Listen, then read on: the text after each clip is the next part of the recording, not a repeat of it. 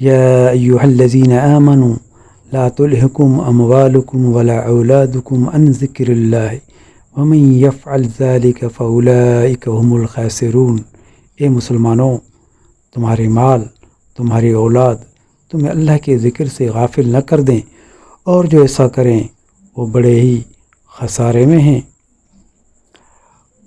وَأَنفِقُوا مِمَّا رَزَقْنَاكُم مِّن قَبْلِ أَن يَأْتِيَ أَحَدَكُمُ الْمَوْتُ وَيَقُولَ رَبِّي لَوْلَا أَخَّرْتَنِي إِلَىٰ أَجَلٍ قَرِيبٍ فَأَصَدَّقَ وَأَكُن مِّنَ الصَّالِحِينَ۔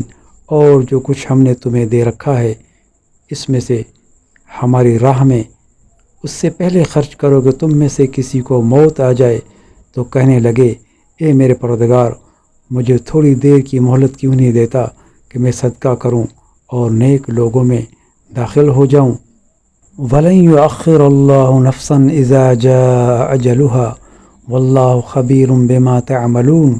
اور جب کسی کا مقرر وقت آ جاتا ہے پھر اسے اللہ تعالیٰ ہرگز مہلت نہیں دیتا، اور جو کچھ تم کرتے ہو اس سے اللہ تعالیٰ بخوبی باخبر ہے۔